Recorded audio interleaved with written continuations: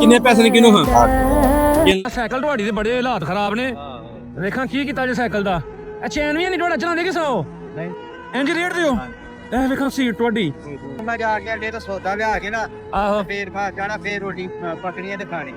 ਅੱਛਾ ਇੱਥੋਂ ਜਦੋਂ ਕਮਾ ਕੇ ਜਾਣਾ ਹੈ ਤੇ ਜਾਣਾ ਕੁਝ ਖੜਨਾ ਹੈ ਤੇ ਫੇਰ ਪਕਾਣਾ ਤੇ ਫੇਰ। ਜੀ अस्सलाम वालेकुम बाबा जी, की हाल है? ठीक हो?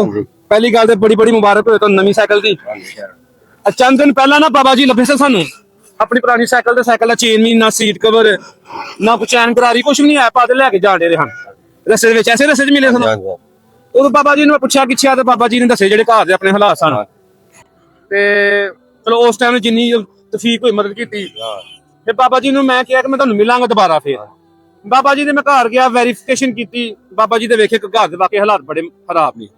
मैं बाबा जी ने कहा बाबा जी तुहानू ना नवी साइकिल लै दिन्ने आ। बाबा जी कहन लगे हैं कि पुत्र मैनू नवी साइकिल ना लैके दे, मैनू सैकंड हैंड लै दे। नवी साइकिल 26-27 हज़ार रुपए दी है ते मेरे घर दा मीटर लथ गया सूई गैस दा।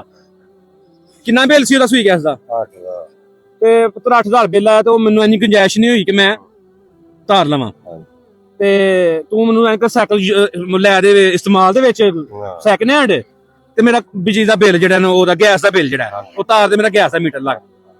देखो बाबा जी अल्लाह ताला ने तुहाडे लई नवी साइकिल भी भेजी है ते तुहाडे गैस दा मीटर भी लगेगा इंशाअल्लाह। ठीक है ना? अल्हम्दुलिल्लाह। हां ते ए लवो। हां कितना बिल है जेदा? 8,000। किन्ने पैसे ने किनु? हां 8,000 गिन लो एक बारी। हां जी 8,000 अब पैसे भी तुहानू आ गए। एदा तुसां बिल तारना है ते मीटर लवाना है। मैं हफ्ते बाद 10 दिन बाद आवां तो मैं मीटर लगा वेखा। ठीक हो गया? खुश हो? इंशाअल्लाह शुक्रिया। हां खुश हो? साइकिल तुहानू बहुत बहुत मुबारक होए।